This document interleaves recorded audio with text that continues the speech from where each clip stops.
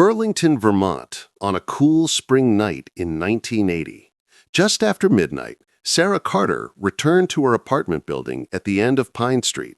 She had only been gone for a short trip, yet the moment she stepped through the front doors, an unusual stillness settled around her, as if the air itself had shifted in her absence.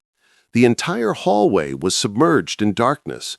All 3 floors of lights were dead, not flickering, not fading, but completely cut, as though someone had deliberately sealed the building in shadow. As Sarah climbed the narrow stairwell, her footsteps echoed faintly against the concrete walls, and a slow unease crept up her spine. The air felt dense and unmoving, almost watchful, as if something hidden in the darkness was following each step she took. She pushed open the door to her apartment, unaware that this quiet, unsettling walk through the unlit hallway would mark the final night anyone would ever see her 14-year-old daughter, Emily Carter. Earlier that evening, the plan had been simple. Sarah, Emily, and Sarah's boyfriend, Mark, were supposed to go out for dinner at a small place near the lake. It wasn't anything special, just a casual night out. But when Sarah called for her daughter to get ready, Emily stayed seated at the kitchen table, tapping a pencil against a half-finished homework sheet. "I think I'll stay home tonight," she said. "I'm fine. I just want some time alone." Sarah hesitated for a moment. Emily rarely asked to stay behind, but she wasn't upset, wasn't moody. She just seemed tired, so she agreed. She told her daughter to lock the door, finish her work, and get some rest. Emily nodded, and that was the last normal moment between them. Sarah left with Mark around 6:40 p.m., thinking she would return in an hour or two. Now, stepping into the dark apartment, she expected to find Emily curled up on the couch or lying in her room with her headphones on. But the living room was empty, the TV dark, the air strangely still. Sarah called her daughter's name once, then again, louder this time, but no answer came back. She walked to Emily's bedroom and pushed the door open. At first, she thought the shape under the blanket was her daughter, but when she stepped closer, the person on the bed stirred, and Sarah froze. It wasn't Emily. It was Tracy, her daughter's closest friend, sitting up with a startled, confused expression, as if she wasn't sure how she ended up there. "Tracy," Sarah whispered, "where's Emily?" But the girl only shook her head, rubbing her eyes. She said she came over earlier because Emily asked her to stop by after dinner. They talked for a bit, listened to music, and at some point, Tracy must have fallen asleep.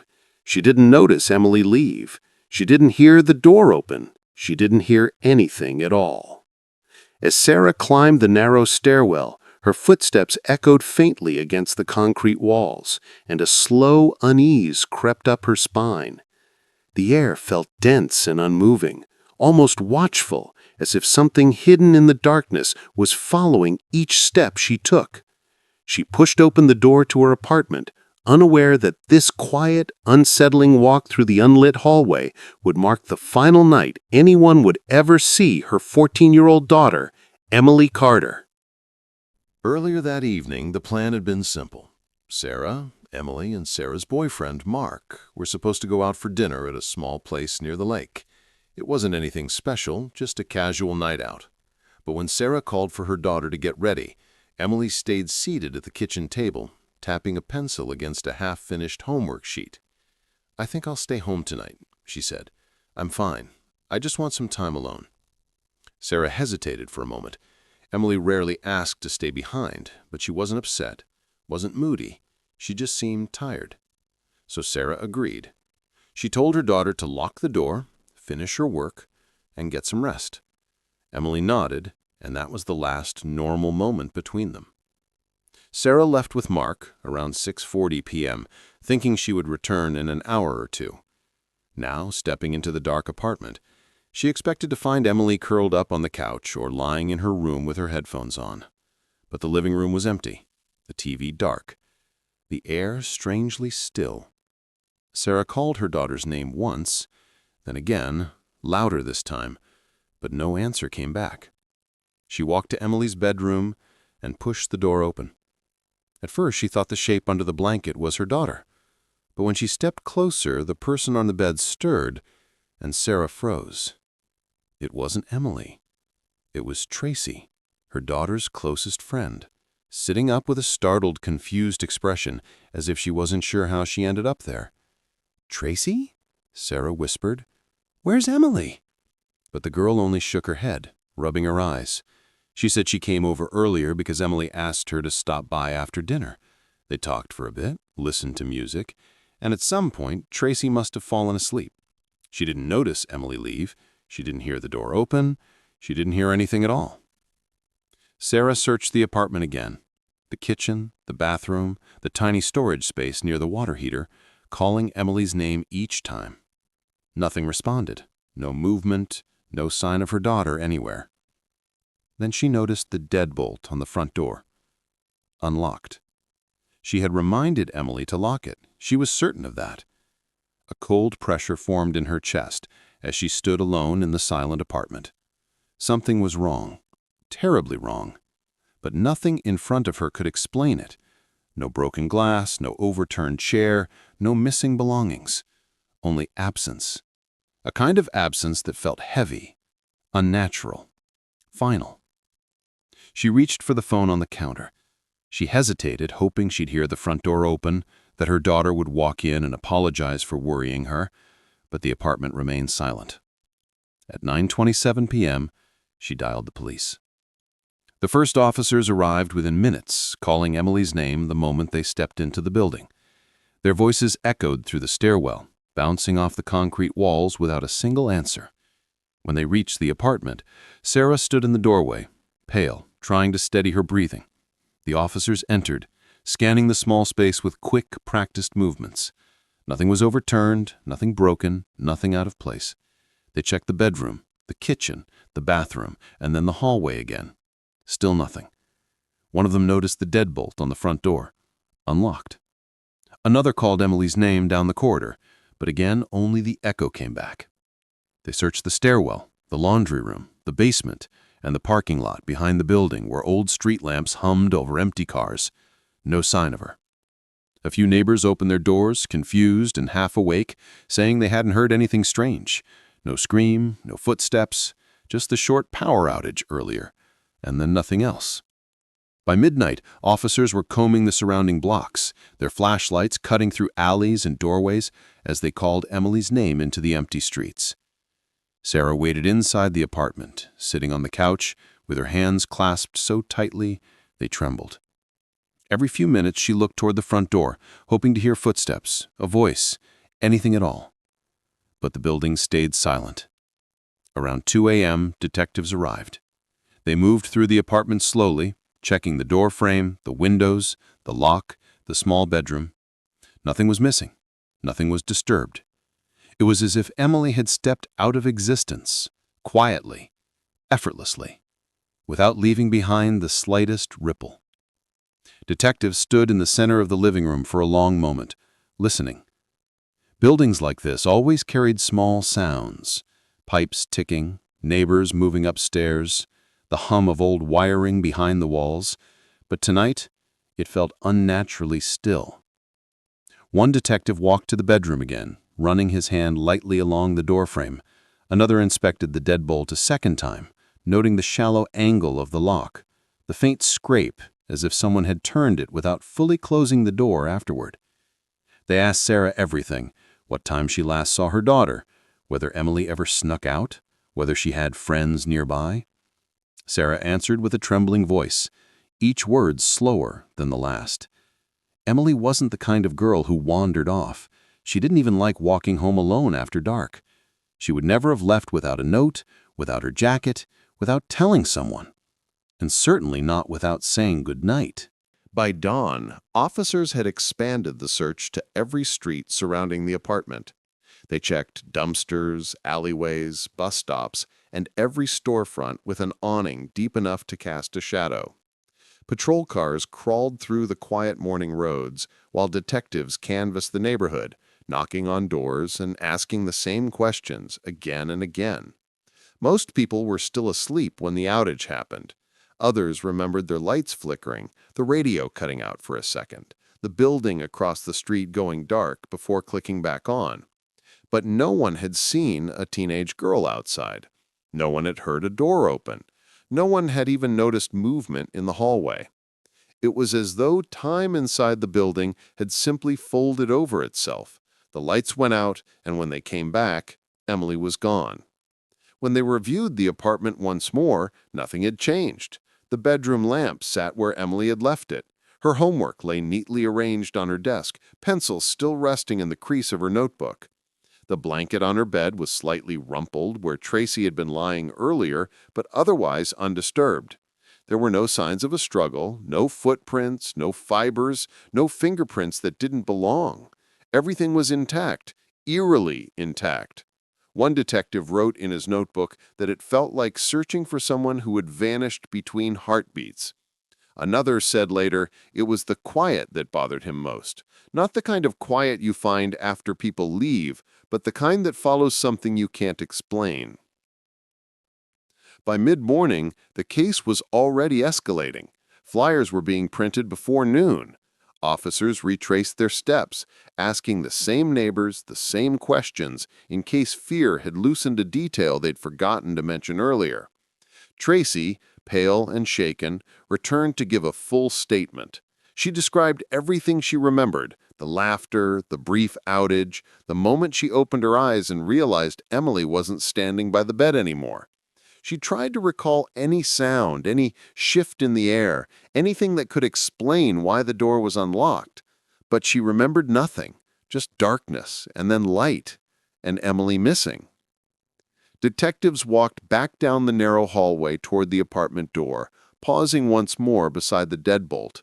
It remained slightly turned, as if caught mid-motion. They looked at it, then at each other. Whatever happened, it had taken less than a minute.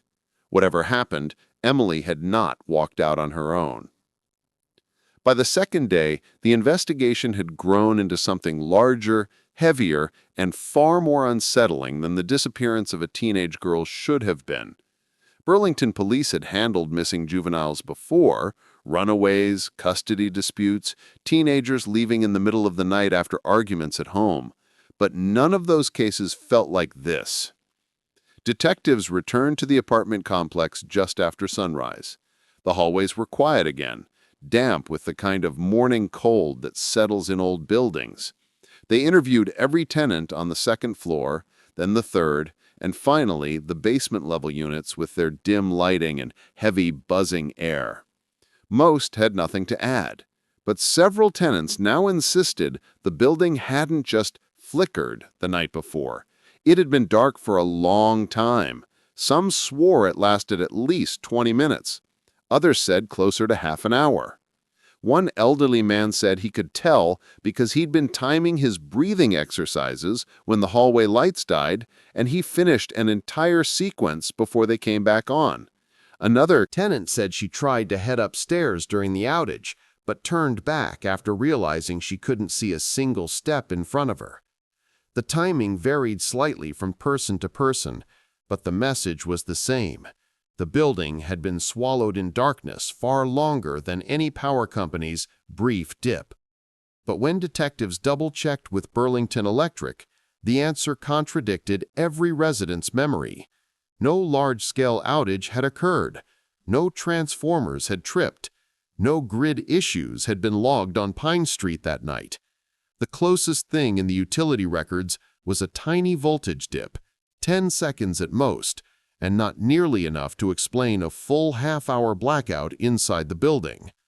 Whatever plunged the 3 floors of that apartment complex into darkness hadn't come from the city grid. It happened somewhere between the building's internal circuits and its hall lights, meaning someone inside, or someone who had access, could have cut it intentionally. And that long, unexplained blackout now rested squarely in the center of the timeline of Emily Carter's disappearance.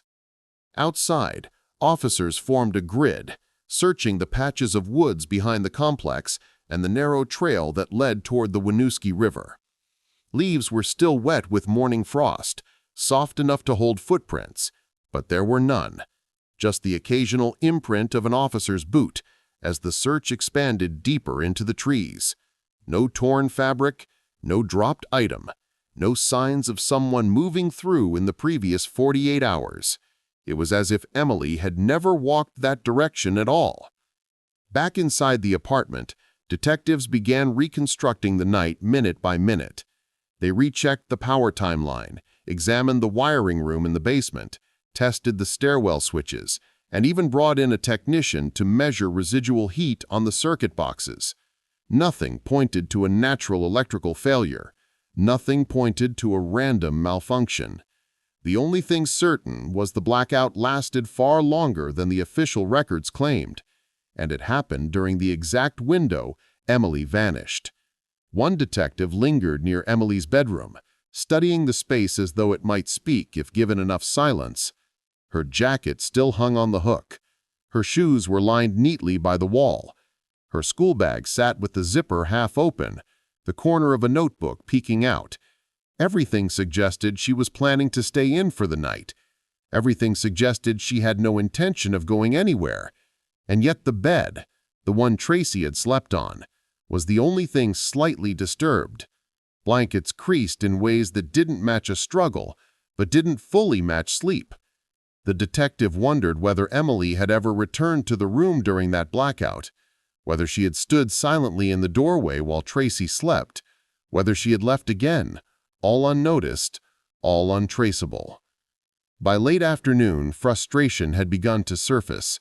Officers spoke more quietly, more tightly. Theories were whispered, rejected, reshaped. Maybe Emily walked out willingly. Maybe she met someone. Maybe she slipped down the stairwell during the blackout, and no one heard her. But none of those theories explained the unlocked door. None explained Tracy hearing nothing. None explained how a girl afraid of the dark would step into a pitch-black hallway for any reason at all. As the sun dipped behind the roofs of the low-rise buildings, casting long shadows across the parking lot, detectives gathered near a patrol car to regroup. It was then that Officer Hall, who had spent the afternoon knocking on doors across the street, jogged back with something unusual. A neighbor, a young man living in a first-floor unit of the building opposite, said he had been awake during the outage, couldn't sleep, had gone to make tea, and through his kitchen window, in that long stretch of darkness, he thought he saw someone standing near the side entrance of Emily's building. Not Emily, taller, completely still, like they were waiting. He said that when the lights abruptly came back on, the figure stepped backward into the shadows and disappeared. He hadn't mentioned it earlier because he wasn't sure it meant anything. He still wasn't sure. But as Hall relayed the story, detectives exchanged slow, wordless glances, the kind that acknowledge something important, even if it doesn't make sense yet. Someone might have been there. Someone might have been waiting. And if that was true, then maybe Emily hadn't vanished into thin air. Maybe someone used 30 minutes of perfect darkness to take her. The investigation stretched into the following days, and as detectives pushed deeper into witness interviews, the blackout became the center of everything. It lasted 30 minutes, not a harmless 10-second flicker, and the more tenants spoke, the stranger those 30 minutes became. A woman on the 4th floor admitted she heard something soft and dragging above her, followed by a single dull thump, then absolute silence. A man on 3B said that when he cracked his door during the outage, he sensed someone standing at the far end of the hallway, tall and unmoving, as if listening. Another tenant recalled that when the power returned, she saw a silhouette walk calmly toward the stairwell, slow and deliberate, disappearing before she could blink. Yet not a single person heard Emily cry out. No struggle, no footsteps running. The building was wrapped in an unnatural quiet, like the entire corridor had swallowed sound itself. Behind the complex, officers combed the narrow strip of woods leading to the frozen riverbank, hoping the snow would give them something, anything. But the fresh powder was clean, untouched, except for their own tracks. Then one officer spotted a single burgundy thread on the third-floor fire escape, the exact shade of the sweater Emily had been wearing. What made it disturbing was the location, 3 stories up, on old metal no one had used for years. The lowest ladder, which was always locked in its raised position, had been fully lowered when the outage ended. No one admitted touching it. Inside the apartment, detectives spoke to Tracy again, trying to clarify the timeline. Her account didn't shift. It didn't bend or waver. She repeated the same thing, voice trembling but consistent. She had gone to bed early. The lights were still on. She hadn't noticed any outage. She hadn't heard anything strange. She hadn't opened her eyes during the darkness at all. She only opened her eyes when Sarah shook her awake, asking where Emily had gone. Tracy insisted she never heard Emily leave the room, never heard the apartment door open, never heard footsteps, even though the door had been found unlocked.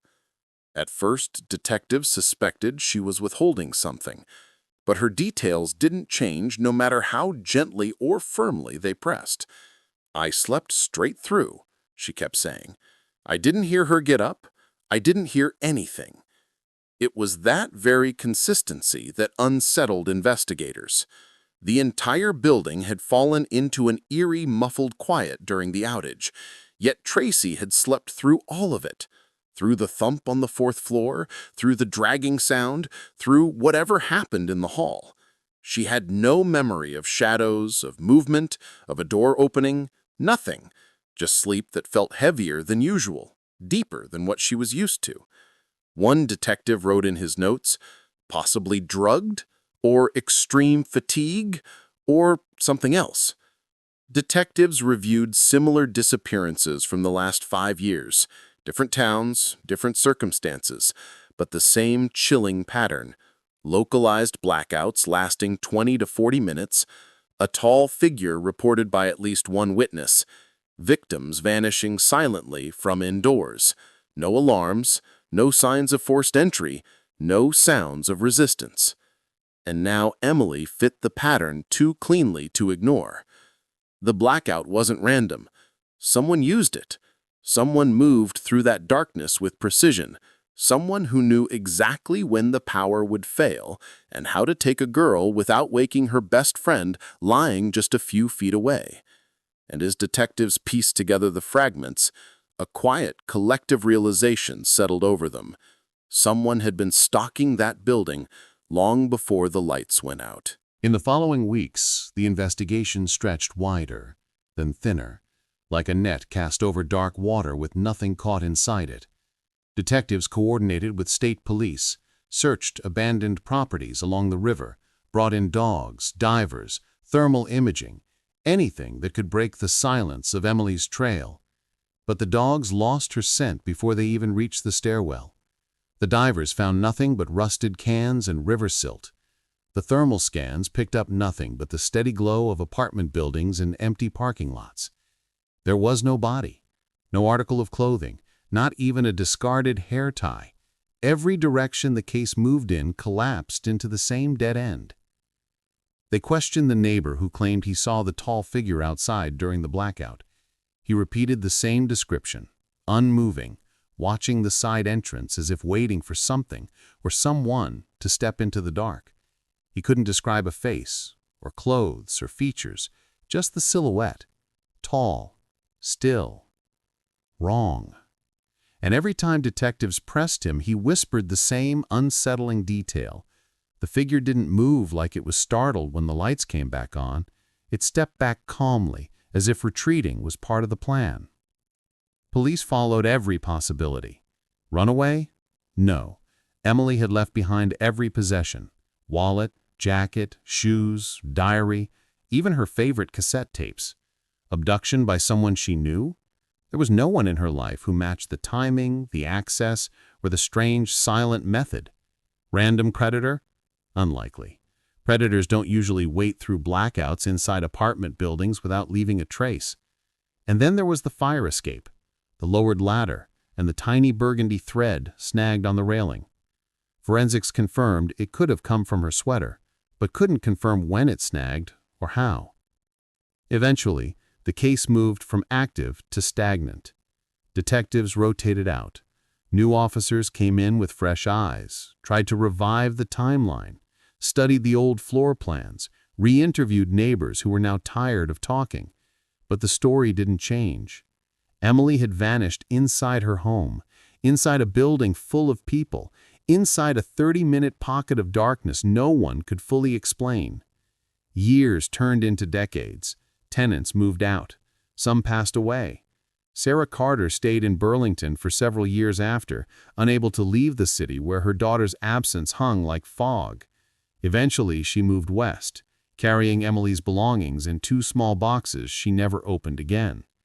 Tracy carried her own guilt too, the guilt of having slept through the moment everything in her life changed. She grew up, moved states, started a family, but she still avoided sleeping in complete darkness. She never forgot the cold, heavy silence of that night.